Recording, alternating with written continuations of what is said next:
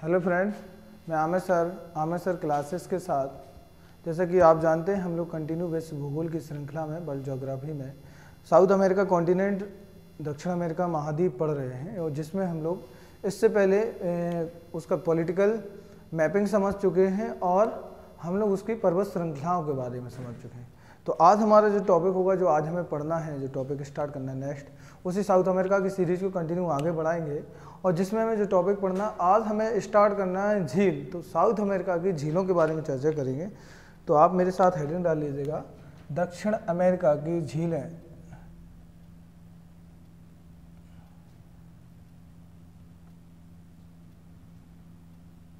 दक्षिण अमेरिका, आज हमें जो जानना है वो झीलों के बारे में जानेंगे, दक्षिण अमेरिका की झील।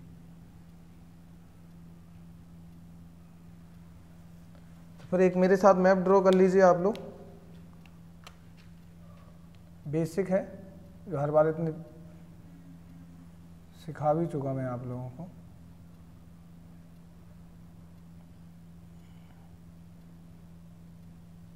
आपका मराकाइबो झील है, ये भी एक झील है, ये आपकी मराकाइबो झील है। और ये आपकी क्या हो गई, पनामा स्थल संधि, जो आपको मैं कई बार बता चुका हूँ उसके बारे में। ये उत्तर अमेरिका से जोड़ती है और कंटिन्यू ऐसे जाएंगे आपको। ये आपका अमेजन का मुहाना मिलेगा, मतलब अमेजन नदी यहाँ आके अपना पानी गिराती है, ये वाला, ठीक है। ये पूरा ब्राज़ील हो जाएगा और यहाँ से करके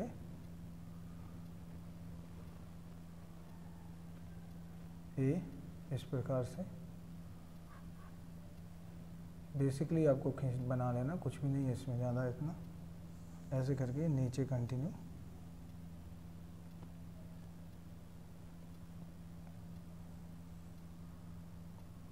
ये आपका लाप्लाट आया था, नदियाँ आके यहाँ कट छट गया है पूरा एरिया, ऐसे करके।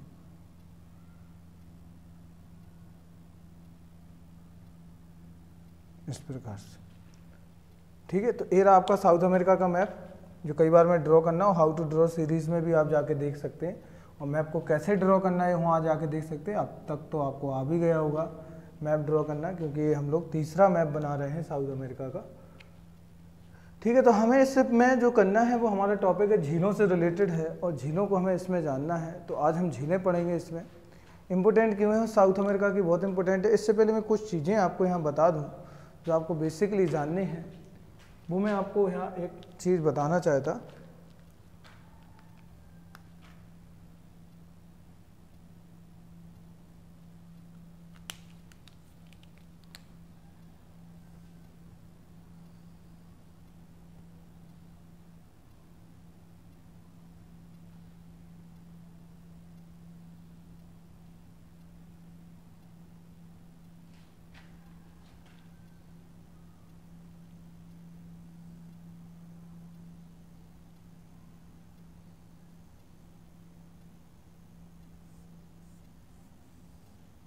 इस प्रकार से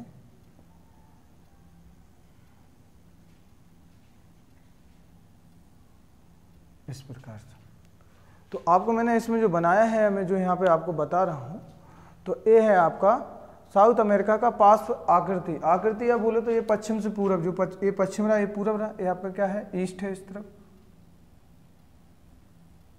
ईस्ट है, इस तरफ वेस्ट हो जाएगा आपका। तो यहाँ पे हम बात कर रहे हैं पश्चिम से पूर्व की, पश्चिम से पूर्व की बात कर रहे हैं। आपको यहाँ पता है पूरा का पूरा यहाँ पे वाटर है, ऐसे करके पानी भरा हुआ है। ये क्या है, इस तरफ आपका है पश्चिमी प्रशांत महासागर, और इस तरफ क्या है आपका अटलांटिक महासागर। इस तरफ भी पूरा वाटर है,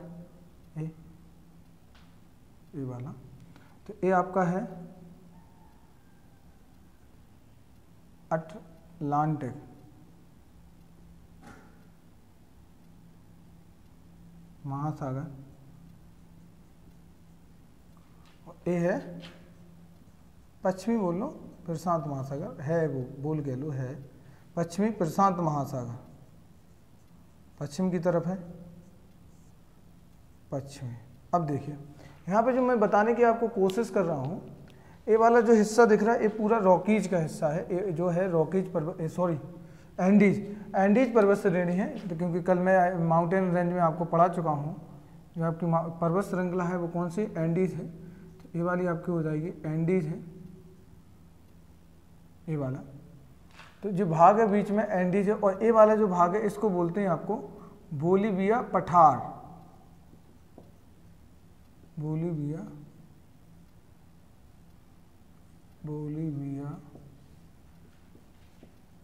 पठार, ठीक है। तो ये देखो आप यहाँ पे जो दिख रहा है आपको कि जो यहाँ से हिस्सा देखोगे आप, यहाँ पे इस पूरे भाग में, यहाँ पे इस वाले पूरे भाग में क्या है, यहाँ पे ये वाले पूरे भाग में आपको मिलेगी एंडीज पर्वत श्रृंखला। और यहाँ से जब ऊंचाई की तरफ जाओगे यहाँ पे ऐसे, और फिर इस प्रकार से, और इस वाले भाग पे आपको यहाँ पे बोलीविया है, तो बोलीविया का पठार मिलेगा आपको। और इसी पठार पे आपकी सबसे ऊंची झील है, मतलब ऊंचाई पर स्थित झील है इसी में बीच में, और उसका नाम है आपका टिटिकाका झील। कौन सी झील है, टिटिकाका झील। तो टिटिकाका झील है। फिर यहाँ पे आप देखोगे ये वाला हिस्सा जो दिख रहा, इसकी थोड़ी हाइट इस प्रकार से कर दो, थोड़ा सा यहाँ पे थोड़ी हाइट है। ये जो हिस्सा है ये वाला आपका कहलाएगा ब्राजील पठार, ब्राजीलियन पठार, ब्राजीलियन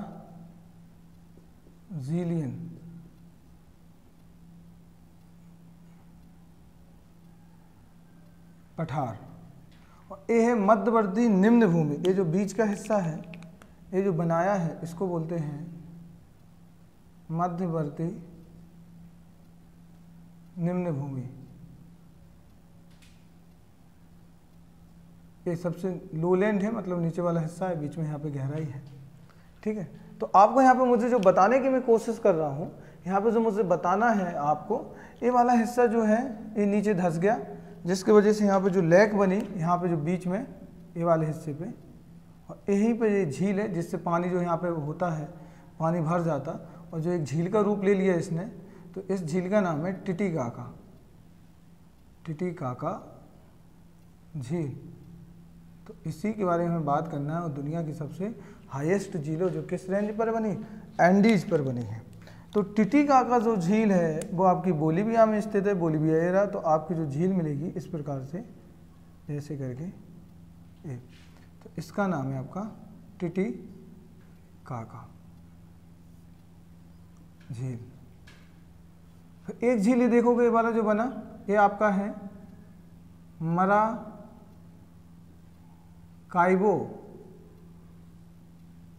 झील। फिर इसके बाद ये आपकी कोई झील नहीं है, यहाँ पे अमेजन जो नदी, जब मैं नदी का चैप्टर पढ़ाऊंगा बताऊंगा, तो यहाँ पे अमेजन नदी का मुहाना, अमेजन नदी का मुहाना या डेल्टा, मुहाना या डेल्टा। तो ये बता दूं अभी जानकारी के लिए, फिर मैं आगे डिस्कस करूँगा। इसी के जस्ट नीचे एक और झील मिलेगी यहाँ पे, पोपो झील, पोपो झील। तो क्या 1 2 3 झीलें हुए। फिर इसके बाद एक आप देखोगे यहाँ मराकाइबो हो गई, टिटिकाका हो गई, पोपो हो गई। फिर यहाँ पे एक आपको और झील मिलेगी, यहाँ इस तरफ नीचे अर्जेंटीना में है, इधर मिलेगी हल्की सी एक मिरिम, एकदम किनारे से रहेगी मिरिम आपकी, यहाँ पे है ये वाले हिस्से पे इस प्रकार से। इसका नाम है मिरिम झील, मिरिम झील। तो आपकी क्या हो जाएगी यहाँ पे, आपको यहाँ पे जो पढ़ना है वो हो जाएगी आपकी मिरिम झील। देखो और भी यहाँ पे इंपॉर्टेंट झीलें, मतलब और भी सारी चीज़ें, लेकिन हमें सभी नहीं पढ़ना। यहाँ पे जो हमें जानना है, बेसिक जानना है जिनके बारे में, एक तो मराकाइबो फेमस है, टिटिकाका तो वर्ल्ड फेमस है, सबसे ज़्यादा फेमस। हाँ, मराकाइबो वर्ल्ड फेमस है, पोपो इतनी नहीं है लेकिन फिर भी इसकी इंपॉर्टेंस है। मिरिम भी फेमस है, क्योंकि अभी पढ़ाऊंगा क्यों इंपॉर्टेंट है, तो ये हम बात करेंगे इनके ऊपर। तो हमें यहाँ पे 1 2 3 और 4 झीलों के बारे में जानना है, इसके अलावा हमें नहीं जानना। हाँ, थोड़ा सा मैं बता दूँ, एक आइलैंड है यहाँ पे गैलापागोस, गैलापागोस। तो वह यहाँ पे मिलेगा आइलैंड, एक द्वीप है यहाँ पे, इसका नाम है गैलापागोस।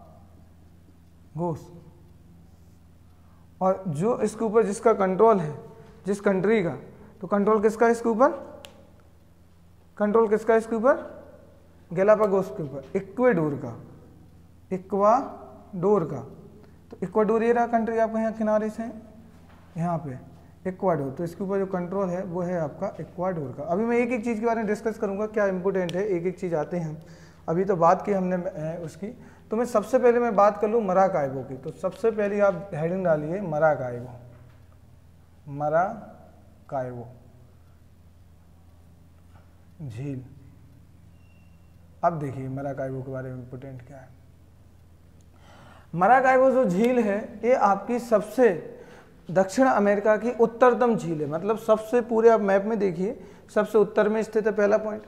उत्तर में स्थित होने के साथ साथ यहाँ पे आप देखिए, यहाँ पे एक देश आता है और जिस देश का नाम है क्या है, वेनेजुएला।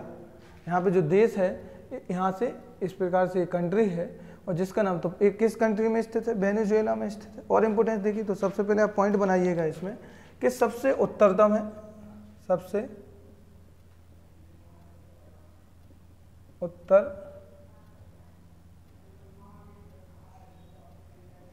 उत्तरतम झील, पहला। इसके बाद देखो अगला पॉइंट क्या लिखेंगे आप, क्या वेनेजुएला में स्थित है, यह है वेनेजुएला में स्थित है। इसके बाद देखिए फिर अगला पॉइंट इंपोर्टेंट है, यह दक्षिण अमेरिका की सबसे बड़ी झील है, मोस्ट इंपोर्टेंट है। यह है पूरे कॉन्टिनेंट की, मतलब पूरे महाद्वीप में सबसे बड़ी झील है। इसके बाद फिर इसके ऊपर फिर आएगा आपका दक्षिण अमेरिका की सबसे बड़ी झील होने के साथ साथ इसका अगला पॉइंट देखिए, इसमें ए इंपोर्टेंट है थोड़ा। यहीं पे मैं बता दूं, इस झील में एक नदी आके गिरती है, जब मैं नदी पढ़ाऊंगा तो वहाँ पे बताऊं, बाकी एक मैं बता दूं अभी हल्का सा। यहाँ पे आपको पता है पूरी एंडीज पर्वत श्रेणी है, एंडीज श्रृंखला है, यहीं से एक नदी जाती है इस प्रकार से और इसी झील में जाके गिरती है और इस नदी का नाम है ओरिनीको, ओरिनीको रिवर, ओरिनीको नदी। एक नदी जाके अपना पानी गिराती, निकलती यहाँ से आपके एंडीज पर्वत श्रेणी से, एंडीज पर्वत श्रृंखला से, एंडीज रेंज से निकलती है, जाके गिराती है अपना पानी, फॉलन होती है मराकाइबो लेक में। और इम्पोर्टेंट है क्यों है अभी बता दूं, क्योंकि ये जो लेक है, ये झील एक पेट्रोलियम उत्पादन के लिए विख्यात है, पेट्रोलियम उत्पादन के लिए प्रसिद्ध, ठीक है। यहीं पे ओरिनीको नदी निकलती है और ओरिनीको नदी पर ही यहाँ पे एक वाटरफॉल है, एक जलप्रपात है और जिसका नाम है एंजिल वाटरफॉल, एंजिल जलप्रपात। एंजिल जलप्रपात बता दूं फेमस क्यों है मैं, एंजिल जलप्रपात आपका वेनेजुएला आएगा, मतलब इसी के पास पड़ेगा। दुनिया का सबसे ऊंचा है, विश्व का दुनिया का सबसे ऊंचा वाटरफॉल, ऊंचा जलप्रपात, तो इसलिए फेमस है। सीधा क्वेश्चन आता है कि एंजिल वाटरफॉल किस कंट्री में है, तो एंजिल वाटरफॉल आपका वर्ल्ड, अगर मैपिंग उसके हिसाब से पूछेगा कॉन्टिनेंट के हिसाब से, तो साउथ अमेरिका में है। और अगर इसके हिसाब से पूछ ले, साउथ अमेरिका के साथ साथ कंट्री पूछ ले, तो वेनेजुएला बताओगे। आप रिवर पूछेगा तो ओरिनीको, अगर लेक आएगा तो आपका आंसर होगा, इसमें लेक अगर पूछता है तो फिर आपका आंसर मराकाइबो हो जाएगा। और पेट्रोलियम के लिए विख्यात है तो और इम्पोर्टेंट है। टूरिस्ट एरिया यहाँ आते जाते रहते हैं, मतलब बहुत ज़्यादा, तो टूरिस्ट के लिए भी बहुत ज़्यादा जाना जाता है। तो आपको जितना पढ़ना था मराकाइबो लेक के बारे में, इतना इंपॉर्टेंट और सफिशिएंट होगा एग्जाम्स के लिए, जितने भी वनडे एग्जाम्स हैं। बाकी करंट में क्यों रहा, तो ये सब चीज़ें देखना। पेट्रोलियम के लिए उत्पादक विख्यात है, या प्रोडक्शन के लिए इसका, पेट्रोलियम का प्रोडक्शन करता है, तो इसलिए पूरे दक्षिण अमेरिका में कोई और भी कंट्री है और कोई ऐसी जगह नहीं है जो पेट्रोलियम का उत्पादन या प्रोडक्शन करती हो, केवल और केवल मराकाइबो। इसके अंदर सेकंड लेग की बात करूं तो आपके सेकंड लेग है टिटिकाका। तो मैप पे आप देखोगे कि यहाँ पे, यहाँ से यहाँ तक एक देश है जिसका नाम है पेरू, और यहाँ पे एक देश है जिसका नाम है बोलिविया। तो दो देशों की सीमा पे पड़ती। तो मैं बता दूं कि जो आपकी है टिटिकाका, टिटिकाका झील। क्वेश्चन यहाँ हम चर्चा कर रहे हैं टिटिकाका झील की। तो टिटिकाका झील ये कहाँ पे है? तो ये एंडीज पर्वत श्रेणी पर स्थित है। देखो मैं यहाँ बता चुका आपको कि टिटिकाका झील बोलिविया पठार पर है और एंडीज की मतलब एकदम ऊंचाई पर स्थित है। ठीक है, ये देखो आप कैसे बीच में एक मतलब गैप सा बन गया है और जिसमें पानी भर जाता है, तो यहाँ पे अच्छा खासा मात्रा में पानी रहता है और दुनिया की सबसे हाईएस्ट झील है, मतलब दुनिया की सबसे ऊंची झील है। और यहीं पे बोलिविया देश है, बसा हुआ है इसी पे पास में, और यहीं पे बोलिविया की राजधानी लापाज, तो दुनिया की सबसे ऊंची राजधानी है। और दूसरी आपकी है मतलब कि झील भी ऊंचाई पर स्थित है टिटिकाका। तो दो कंट्रियों मतलब दो देश के बॉर्डर पे आती है, एक तो आपकी पेरू और प्लस बोलिविया, तो दो देशों के बीच में है, लेकिन ज़्यादातर इसका हिस्सा बोलिविया में आता, बोलिविया की सीमा पर। ठीक है, सीमा पर है। पहला टिटिकाका क्या है? दुनिया की सबसे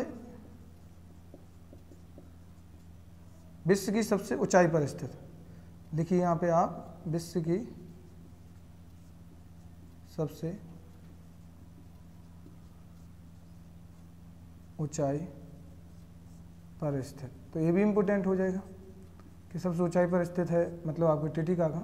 मतलब अप्रोक्स में अगर मैं बात करूं तो 6000 मतलब अप्रोक्स में अगर मैं बात करूं तो ये 6000 मतलब एवरेज के ऊपर जाएगी प्लस में।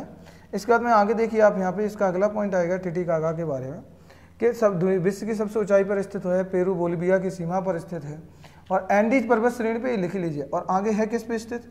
बोलिविया पठार पर। ये भी क्वेश्चन आपसे पूछे गए हैं एग्जाम्स में, बोलिविया के पठार पर स्थित है।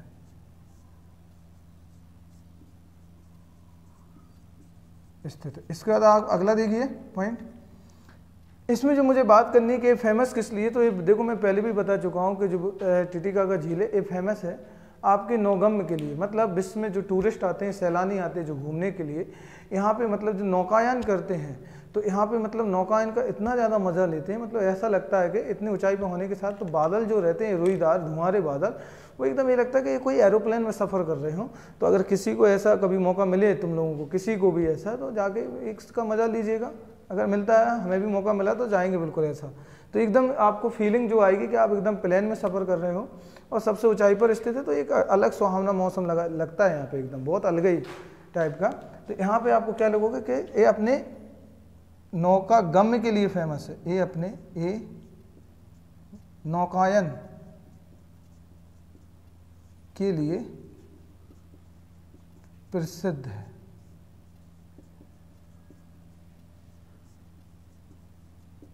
अब मैं आगे बात करूं कि अगली झील की आपकी आ जाएगी पोपो, तीसरे नंबर पे पोपो झील। देखो यहाँ पे जो आपको पढ़ना है, जो चीज़ें आपको जाननी हैं वो इम्पोर्टेंट है कि यहाँ पे समझने के लिए आपको कितना पढ़ना है, टॉपिक में कितना समझना है।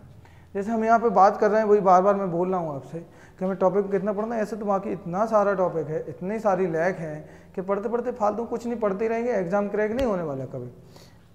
ठीक है, तो ये सब चीज़ें आपको जानना बहुत ज़रूरी। टॉपिक में हमें कितना जानना है। हाँ, करंट में कोई अगर लेक रहती है, झील रहती है, कोई नदी नया उसका इशू क्या है, तो आप उसको कनेक्ट कर सकते हो, उसको ऐड कर सकते हैं। हम आगे होगी कोई भी करंट में तो मैं इसको और टॉपिक अगर जोड़ने होंगे मैं ऐड कराता जाऊँगा करंट के हिसाब से। तो आप नोट्स बनाते टाइम हर टॉपिक के बाद 2, 3 या 4 पेज छोड़ दीजिएगा, तो उसमें हम बाद में चीज़ें ऐड भी कर सकते हैं। तो हम बात कर रहे थे किसके ऊपर? पोपो झील के ऊपर। तो देखिए पोपो और टिटिकाका दोनों झीलें, मतलब ये हल्का सा इसका बॉर्डर आता है आपका पेरू में और बाकी ज़्यादातर हिस्सा है बोलिविया में। और पोपो भी जो स्थित है वो आपकी है कहाँ पे? बोलिविया में। तो यह बोलिविया में है, बोलिविया में आती है, दोनों झीलें बोलिविया में आती हैं, पोपो और टिटिकाका बोलिविया में है। अब फिर हम पोपो को क्यों पढ़ रहे हैं, पोपो की इम्पोर्टेंस क्या है? तो पोपो यहाँ पे कुछ ज़्यादा इतना ज़्यादा इम्पोर्टेंट नहीं है।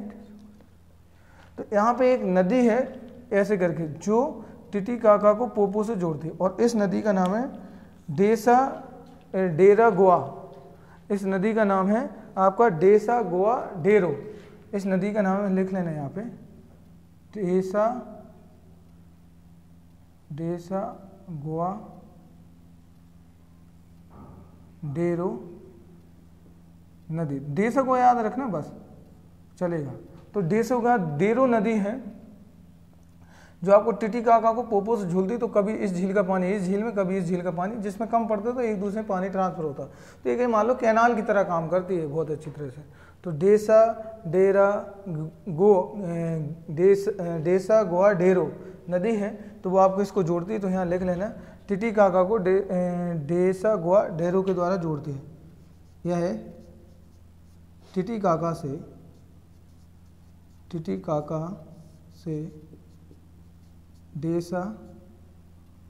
डेसा गोवा नदी से जुड़ी है।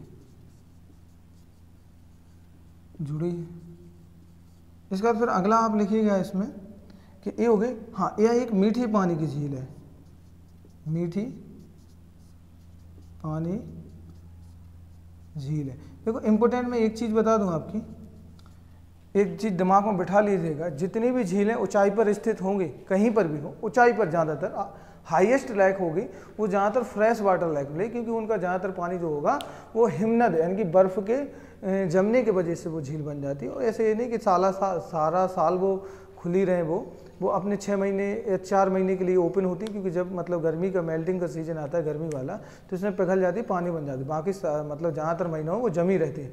तो सेम एक कंडीशन इन्हीं झीलों की, टिटिकाका हो, आपकी पोपो हो, या फिर आपका ये मराकाइबो, ये सब मतलब फ्रेश वाटर लेक है। ज़्यादातर जो झीलें हैं जो फ्रेश वाटर झीलें हैं, तो ये चीज़ याद रखिए। बाकी हम बात करें मिरिम झील की, तो मिरिम भी इम्पोर्टेंट है। अगली आप लिखिएगा मिरिम, तो चौथी है आपकी, चारों झील ही पढ़नी थी आपको, मिरिम झील। तो देखो मिरिम जो झील है वो आपकी कहाँ पे, अर्जेंटीना में। ये देश कौन सा, देश याद रखिएगा, क्योंकि इनका मैचिंग जब आता है पूछने को। तो मिरिम झील अर्जेंटीना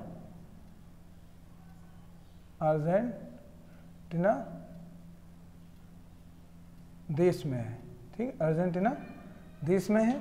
तो साउथ अमेरिका। इंपोर्टेंट क्या है मिरिम की, मिरिम की इंपोर्टेंस है क्योंकि यह एक लैगून लेक है, यह एक लैगून झील है। अब कॉन्सेप्ट आता है कि लैगून क्या है, मैं पहले भी बता चुका हूँ इससे पहले कई लेक्चर्स में। लैगून क्या है वो आपको बताया है, फिर एक बार मैं फिर से कोशिश करूँगा आपको बताने की।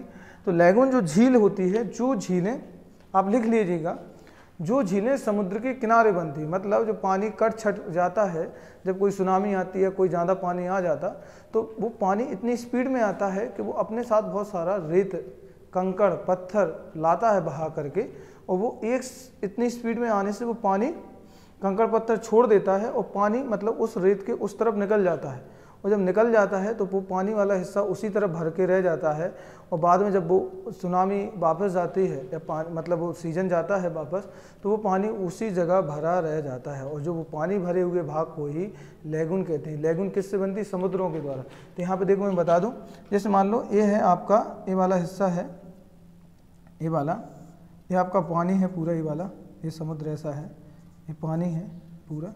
अभी पानी आई, पानी की लहरें इस प्रकार से आई, इस प्रकार से, इस प्रकार से अपने साथ बहुत सारा कंकड़ पत्थर लाए, कंकड़ पत्थर ला करके इसने छोड़ दिया। तो यहाँ पे एक ऐसा रेत का टीला बना लिया, ऐसा रेत का टीला। तो ये क्या बन गया, रेत का टीला या कंकड़ पत्थर का टीला।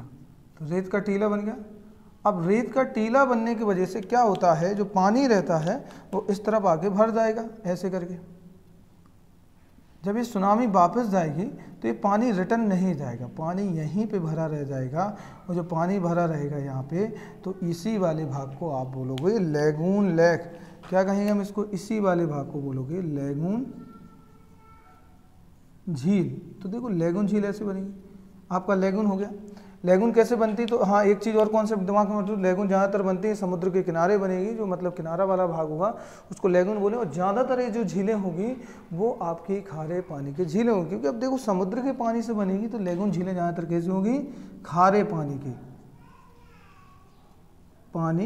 की। अब देखो ये कॉन्सेप्ट और समझो। एक झील और होती है और जिसे बोलते हैं गोखुर झील। गोखुर झील का भी कॉन्सेप्ट आता है और लैगून का। वो भी जस्ट असिस्टेंट कमांडेंट ने पूछा है, जब नदी विसर्पण करती बहती है इस प्रकार से, सांप के आकार की, जब नदी विसर्पण करती बहती मतलब सांप की आकृति के समान बहती हुई जाती है, तो कंडीशन क्या बनती है कि जब नदी में बाढ़ का पानी ज़्यादा आता है, नदी में फ्लो ज़्यादा होता है या पानी ज़्यादा आ जाता है, तो कंडीशन इसमें ये बनती है कि ए वाला भाग ज़्यादा बहते हुए एक समय पे जो नदी होगी तो वो थोड़ी स्पीड इस प्रकार से कम करेगी, इस प्रकार से कम हो जाएगी स्पीड। और ए वाला जो भाग है, जो ए वाला भाग इससे क्या होगा, कट जाएगा, या ए वाले भाग जब इससे होंगे वो अलग कट जाएंगे, ए वाले भाग ऐसे अलग कट जाएंगे। तो जो ए पानी वाले भाग बनेंगे, ए वाले जब पानी कट जाते हैं अलग, उससे इसमें पानी भर के रह जाता है और नदी सीधी बहने लगती। इसी वाले भाग को बोलते हैं लैगून, गोखुर झील। गोखुर झील इंग्लिश में कहते हैं इसको ऑक्सबो लैक, गोखुर झील, गोखुर झील। तो इसको एक और नाम बोलते हैं गाय के पैर के समान, गाय के या बैल के, गाय के खुर के समान, खुर के समान। इसी को एक और बोलते हैं, अलग अलग नाम आएंगे, अभी पेपर में कुछ अलग करके दिया, चाप झील, चाप झील करके पूछा अभी पेपर में, इंग्लिश में ऑक्सबो ही बोलते हैं, ऑक्सबो लैक, इंग्लिश में एक ही वोकैब आया। तो याद रखना, नदी के द्वारा जो झीलें बनती हैं उनको गोखुर झीलें कहते हैं, और जो समुद्र के किनारे से जो बनती हैं उनको हम लैगून लैक कहते हैं। ये मिरिम झील देखिए, यही एक मिरिम झील कैसी, अब आप खुद अंदाज़ा लगा सकते हो कि मिरिम झील कैसी है। मिरिम झील एक खारे पानी की झील है, तो मिरिम आपकी एक खारे पानी की झील हो गई। हाँ, एक पॉइंट और बचा जो मैं बता रहा था, गैलापागोस की बात कर रहा था, यहाँ पे है जिसपे गैलापागोस है और जिसपे कंट्रोल किसका है, इक्वाडोर का। तो गैलापागोस की बात करूं तो गैलापागोस जो आपका है इस वाले भाग पे, यहाँ पे है गैलापागोस है, ये वाले भाग पे, ये पहले बता चुका मैं, पहले लिख लिया होगा, इसका नाम है गैलापागोस, गैलापागोस। इसका कंट्रोल है किसका, इक्वाडोर का, इक्वाडोर। अब ये फेमस क्यों है, देखो गैलापागोस इक्वाडोर कंट्रोल फेमस इसलिए है, यहाँ पे सबसे ज़्यादा रंग बिरंगे पक्षी पाए जाते हैं, रंग बिरंगे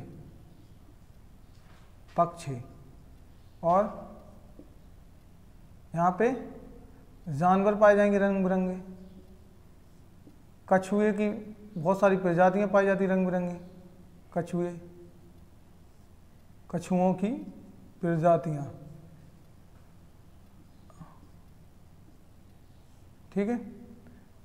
और रंग बिरंगे पक्षी हो गए, रंग बिरंगे जानवर हो गए, कछुआ की प्रजातियां हो गई, और यहाँ पे और भी सारी चीज़ें पाई जाती हैं जो हमें बहुत ज़्यादा क्या लगता है, अट्रैक्ट करता है यहाँ घूमने के लिए, टूरिस्टों के लिए। तो ये मतलब कि सैलानी जो रहते हैं, जो आपके टूरिस्ट रहते हैं, उनके लिए भी बहुत इंपॉर्टेंट है। तो यहाँ पे हम क्या लिखेंगे, जो आपके मतलब कि अरे जो पर्यटक आते, पर्यटक क्षेत्र है, बहुत ज़्यादा पर्यटन है, पर्यटक हाँ, टूरिस्ट एरिया है, पर्यटकों के लिए प्रसिद्ध, पर्यटक बहुत ज़्यादा जाते हैं इस आइलैंड को घूमने के लिए, ये वाला बहुत ज़्यादा। तो ये देखिए, तो गैलापागोस है, इक्वाडोर का कंट्रोल है, फेमस क्यों, इसलिए तो साउथ अमेरिका जो पढ़ाया मैंने, आप आइलैंड देखिए या फिर अमेजन के जंगल देखिए, तो यहाँ पे सबसे ज़्यादा पक्षियाँ मिलेंगे रंग बिरंगे टाइप के, बहुत सारे बड़े बड़े पक्षी भी यहाँ मिलते हैं, इसलिए इसको बोलते हैं पक्षियों का महाद्वीप। तो देखिए आप, हम लोगों ने यहाँ, हम जानते हैं कि हाँ हमने पढ़ा कि किस प्रकार यहाँ पे कौन कौन सी झीलें, और ये भी जाना, लैगून जाना हमने, गोखुर जाना, याद रखना, लैगून और गोखुर के एग्जाम्पल्स हैं। और भारत में ज़्यादातर पूर्वी किनारे पे ज़्यादातर जो बनती है वो सबसे ज़्यादा लैगून झीलें बनती हैं। क्या बनती हैं, लैगून झीलें बनती हैं। और अगर मैं गोखुर झील की बात करूँ भारत में, अगर इंडिया की बात करूँ तो इंडिया में जो गोखुर झील होगी तो वो आपकी बूलर झील है। तो वो कौन सी बूलर झील है, जब मैं इंडिया पढ़ाऊँगा तो वहाँ डिटेल्स डिस्कस करेंगे। ये थोड़ा दिमाग में रखना, ये सब चीज़ें क्या है, यहाँ ये जो 4 झीलें, जो जितना पढ़ना उतने ही हम यहाँ पे डिस्कस करने वाले, फालतू का कुछ भी नहीं पढ़ने वाले, जो एग्जाम के हिसाब से इंपॉर्टेंट है। हाँ, करंट अफेयर में कोई चीज़ रहेगी, नई झील, नया माउंटेन या कुछ एरिया, कुछ डिजर्ट, तो उनको हम अलग से पढ़ देंगे। ओके, बाकी आप मुझे ये लेक्चर बाकी मेरे साथ पूरा आप नोट्स बनाते जाइएगा, और जो भी डाउट हो कमेंट बॉक्स में आप मुझे बता सकते हैं। ओके, और मिलते हैं हम लोग नेक्स्ट लेक्चर में। Thank you.